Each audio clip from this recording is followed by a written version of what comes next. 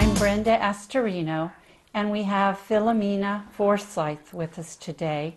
She's going to tell us about her story as an immigrant, her story as an American, and her perspective of life. Well, yes, my name is Filomena Forsyth, and I did come from Italy when I was 16 years old, a long time ago. And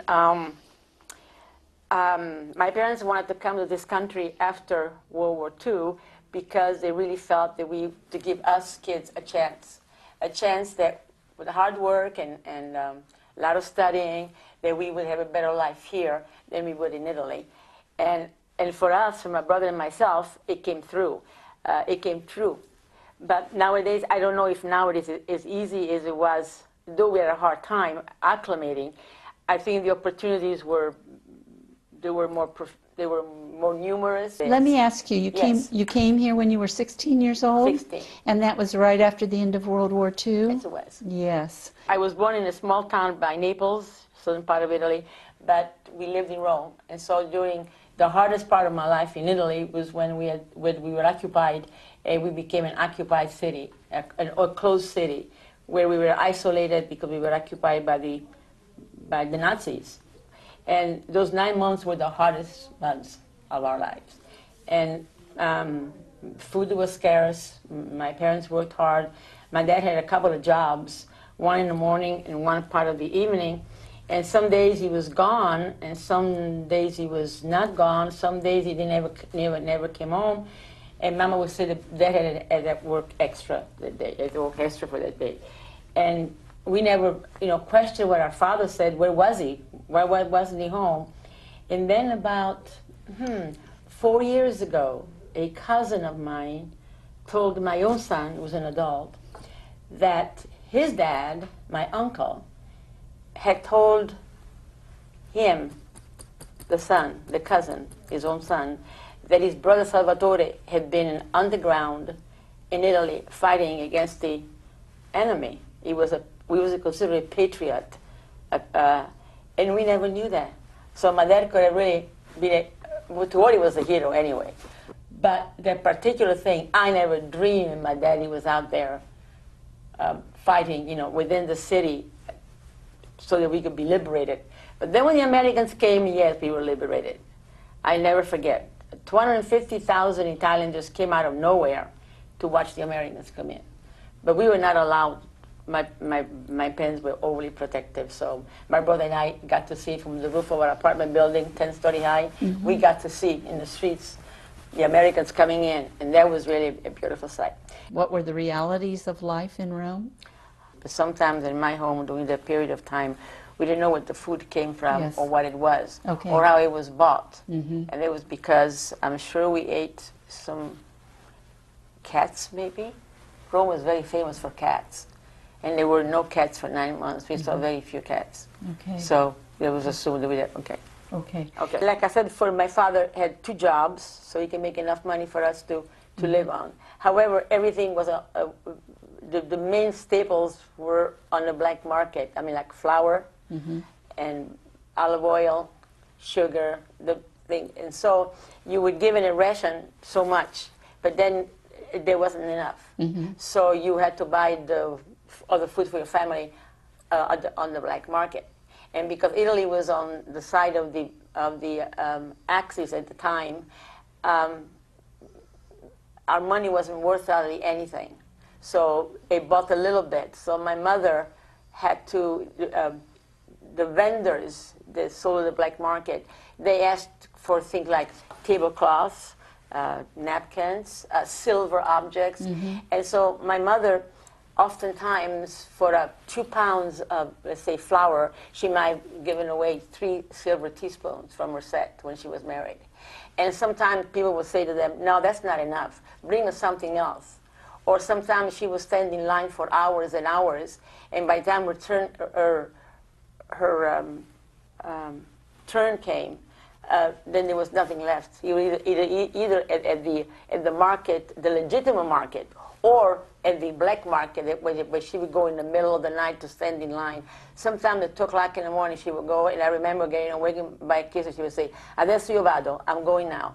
and she would be going with other women on the neighborhood, and they knew, for example, what they heard. This spot right here, there was some extra sugar to be bought, and so 10, 15 women from the neighborhood would go there and stand and hide away from the Germans in doorways, anywhere on the cars. And then when the place opened, when it was a little store or somebody's apartment or somebody gave you a sign, come on in, you know. Mm-hmm. And sometimes she came over for nothing because everything was gone. She didn't even know. So, but we were very lucky because we never did go hungry. My dad built us a stove, brick, in the middle of the kitchen. It kept all the windows open so we could have the split. And then at night, sometimes he would go out with my mother and pick up anything we found in the streets, little twigs of trees or whatever, to burn. And then we'd cook our pasta and When you were talking about your mother and the women going together to get things, even though there was lack and there was not abundance, people still worked as a community and helped each other. Yes, they did. And may I, yes, please. Going back to that again, I'm glad you said that. We were only given water, like a drinking water, let's say once a day, every other day. Mm-hmm. Okay? And it was there are many fountains in Europe, right? Mm-hmm. Public fountains. Mm-hmm. And so, like, we know between 3 and 4 tomorrow afternoon, there's going to be water, and bring 1 bucket. Mm-hmm. And so we all put our buckets in line, okay? Mm-hmm.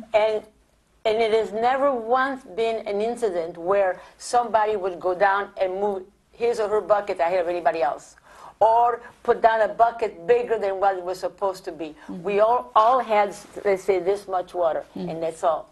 And there was no fighting over that at all. It was so amazing that we all had to live. Mm-hmm. And no one was grabbing the water from anybody else. That was your bucket, and that's what we used for that day, mm-hmm. for drinking and cooking, and that's it. Wow. That's real community. That is. Mm-hmm. Yes, indeed.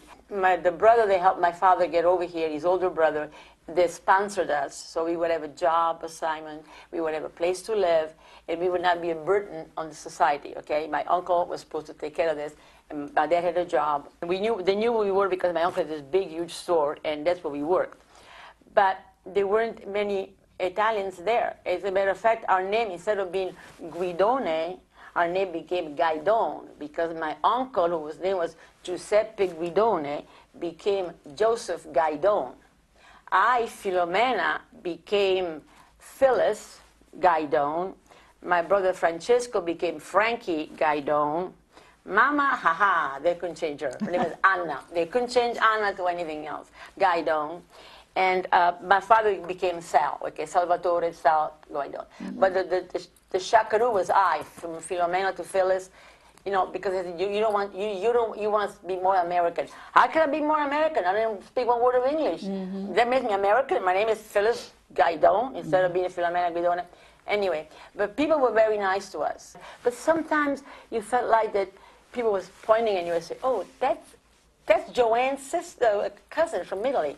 That's Phyllis Gaidon." Mm-hmm. And look at you a little bit different. Like I was different. Mm-hmm. And now it seems to me that when foreign people come to us, to this country now, to our country, we are so much more welcoming. Even though you might hear horrendous stories here and there, as a whole, this is a very, very friendly, open arms country. Your family came over with great integrity in their belief mm-hmm. system and their love of freedom and wish for freedom for people. When we came here, I think our minds, all 4 of our minds, were already prone to mm-hmm. getting a little bit interested. In 1960, John F. Kennedy ran for president, mm-hmm. and my mother, she liked how we looked. Of course, he was so handsome and everything. Mm-hmm. And the little English that she learned in 5 years here, she thought he had good things to say. So she asked my mother, not my father, she asked my father, what can I do to help this fellow? So my mother went around the neighborhood with an English-speaking person and to get a signature mm-hmm. for President John F. Kennedy. For the future, she knew he was going to be a president. And so here's my mother. She came when she was 41 years old to this country. She stayed here 5 years later, or 6 years later. She doesn't know English very well. She didn't go to school like I did, like my brother did. She worked all the time. And yet here she is going around taking signatures. I am working for John F. Kennedy, for he will make a good president. Would you sign this petition? Or whatever she was doing. She was canvassing on, okay? So lo and behold, of course, he became president. So my dad was so proud of that what she did, that the night when he was, the victory night, you know, she was down the headquarters. And so he said, go underneath that, under this picture. And she stood there, and he took a picture. And he sent that picture to the President of the United States, John F. Kennedy of the United States. And he returned that picture to Anna Guidone. Now, I got Anna Guidone. Thank you for your help, John F. Kennedy. Wow. And now, for some reason or other, I kind of commandeered that one. My brother didn't find it. He just, you could have it. Okay. So that is sent in my, so with that kind of background, right. you go to school and you learn more than your mom and dad knew about this country, you know. You feel like, yeah, what else can I do? And then I have a son who is a teacher of history, and one who works for the government in California, and they're good guys, just doing the good thing for all of us. And I become an American citizen. I'm very proud to say this. I was old enough that I could do my own citizenship. So 5 years after we came to this country, I took my American citizenship test, and I passed it the first time around. And so did my mother. So did my father. And my little brother, however, because he was so young, he was very upset because he couldn't have his own passport. He couldn't have his own. See, I have a little piece of paper that says, you know, citizen, blah, blah, blah. Well, my brother was young, and so he got on my mom's. He came on her back kind of thing, and he's always resented that. Okay. He's like, you're older, and you got to do this, and I didn't. Well, that's the way it goes. You know? What is your perspective of some of the current issues that are happening in the United States now? We worked very hard, you know, life was hard and all that stuff, but it came a point into our lives where, because of our education, because of the times, because of the opportunities given to us, our life became much, much, much, much better, okay? And so if I got sick, or my brother got sick, we knew, my mom got sick, we knew we were taken care of. Was it because my father had a lot of money? No, but I think because maybe my uncle, they gave us some insurance, I mean, the drops, okay? Now that, and as I grew up from the 16 to until I was married in the 22, 23 years that I was married, I mean, at age 22, 23, none of these things really was of any great worry for me because things had gone so well, you know? I mean, we didn't live in $1 million home, but then we had a nice house. So then I was married and I became a teacher, and here again, because I was a teacher and my husband also worked, we both were able to take care of our children. That had a nice, and so things, I mean, I went to vote for and kept abreast of things, all right? And got angry at times with some of the people in power, but it didn't seem like there was too much damage done to us in those days. Then something happened in my life, and my husband's life, when he was about 41 years old, and he had his first or second heart attack. I'm not sure what it is. And this is an anecdote that I feel like I have to say, I have to tell you about it, because from that point on, things seem to have gone so much worse for most people. And I was still lucky that they weren't so bad for us. My husband has a heart attack, and the ambulance came, he was taken to the hospital. The heart attack was not a major heart attack, but he was okay in a couple of days, and he was sent home. Well, lo and behold, one day I opened a local little newspaper, and it says, man dies on the way to a hospital. Man dies on the way to a hospital. Well, my husband just come back from the hospital, 2 days before, so of course I looked at the paper. And here is a part that is very, very sad.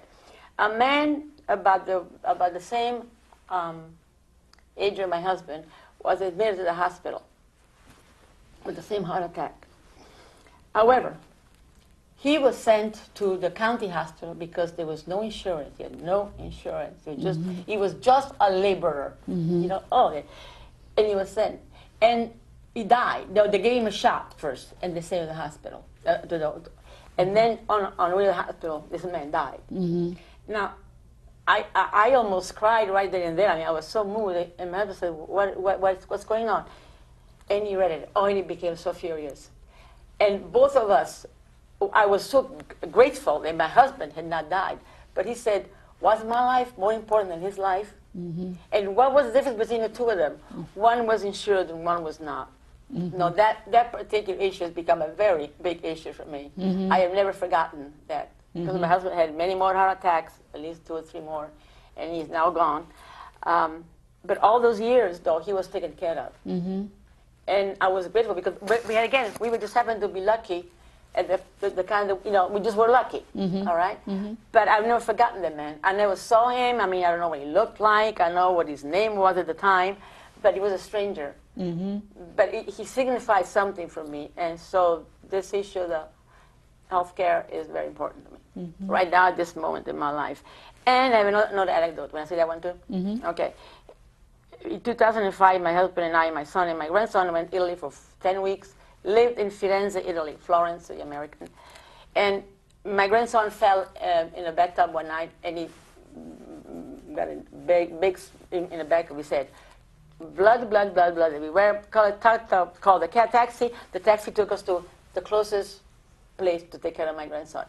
Okay, now everybody in Italy has insurance, okay? So we walked in a room, and it was about 8 o'clock at night, and there were quite a few people sitting there waiting their turn. Mm-hmm. A nurse came out, and she saw my grandson's blood was dripping down. She said, "Venga qui."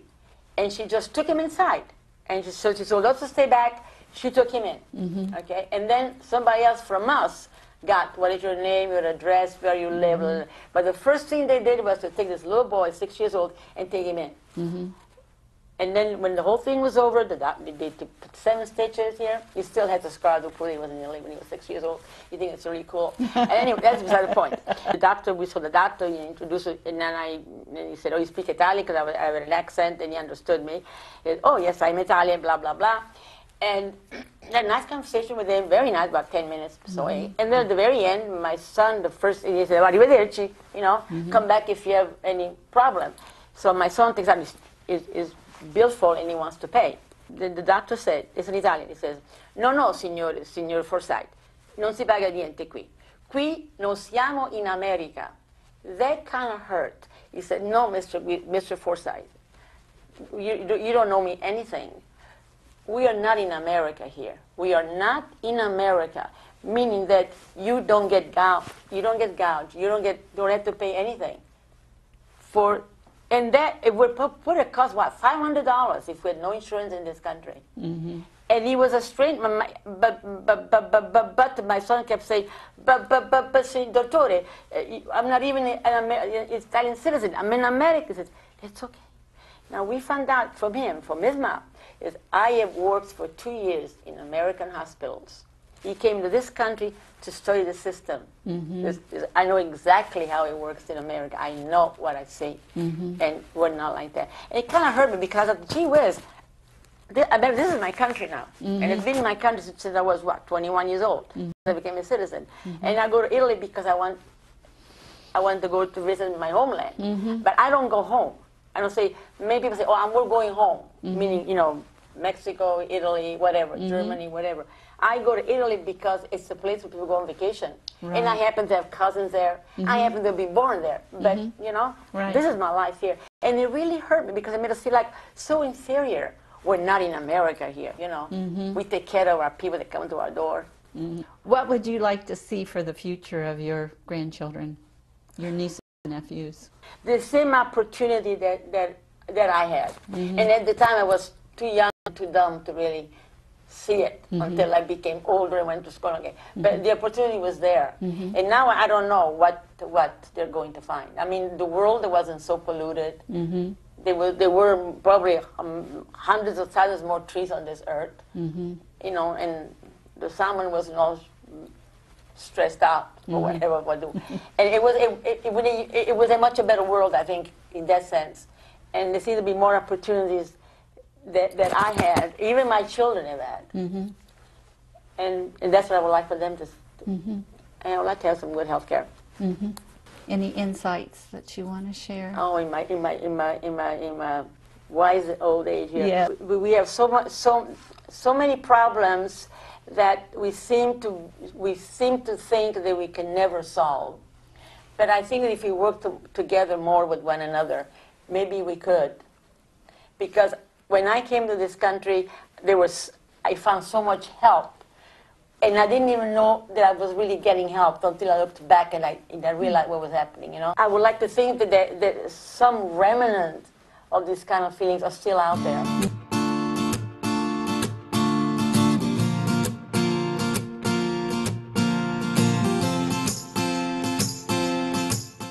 Hello, and welcome to the Renton Library of the King County Library System. My name's Aaron Esting. I'm the site manager at the Renton Library, and I wanted to show some of the resources we have for following up on Filomena's story. Today I wanted to show the electronic resources that you can use even from home as well as in the library. So to start, I thought we'd look at the resistance in Europe and some of the biographical information. So here is our homepage, kcls.org, and on there we can click on databases,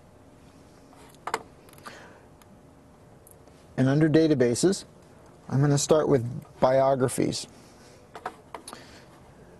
Biography in Context is a collection of electronic books and materials that have been put online that provide a variety of information about various historical figures. She talks about the resistance in Europe, and one of the figures involved with her story is Benito Mussolini. So I thought I'd show you that information. So here, with the results of my search for Mussolini, I've come across some articles about him. One is from the People of the Holocaust, another is from a resource called Encyclopedia Judaica. There are also images of the person in this database, as well as news clips and magazine articles. I can listen to this, I can have it spoken to me, or obviously you can just read all the material that's available. One of the beauties of these electronic resources is you can, when you're citing these works, they provide a beautiful citation right here that's all formatted correctly to begin with. So you can just cut and paste that right into any document you might be using. Filomena also mentioned that her mother received a letter from John F. Kennedy for working on his campaign. So again, we find a big article, and actually you can click here and view a much longer article. In addition, there's also quite a bit of interesting information. There's facts about his life, videos of him, more pictures, and then a variety of other reference resources, news articles, and magazine articles. So it's going to take us to another database under our History and Culture section. In here we have something called the World History Reference Collection. And again, it's a variety of books and other content that's been gathered together to reflect world history. So another part of her story, she discussed how her father worked in the resistance in Italy against Mussolini and the fascists during World War II. And so I did a quick search and I found an article here, Europe Under Occupation. This can be listened to, it'll read it to you. You have where the information came from, the resource that it came from, and then a nice article with your keywords highlighted about what it was like in Europe under the occupation, resistance against both Hitler and Mussolini. So of course, other resources available in our database selection are encyclopedias. Of course, Encyclopedia Britannica has an online site that's quite useful. So part of an article on World War II is titled Italy's Entry into the War. And there we can see how Italy entered the war on the side of the Axis powers, or became one of the Axis powers. One of the fascinating parts of Filomena's story is her immigration to the United States, and there's quite a few resources you can use to follow up on that. Another resource we have for following up on immigration information is Social Issues Reference Collection, in particular one called Immigration to the United States. So again, we have a long article about the history of immigration to the United States. So another aspect of Filomena mentioned in her story is politics and political activism and stuff that she was involved in. I wanted to point out another great resource, CQ Researcher, which does really in-depth articles on political issues. In fact, they just recently updated their immigration debate article. I hope I've been able to inspire you to follow up on any of your interests. Filomena's story was fascinating, and there's quite a few aspects of it that we were able to follow up on with our electronic resources. All this can be done from your home with a KCLS library card. And again, it's quite easy to access. KCLS.org is where you need to go.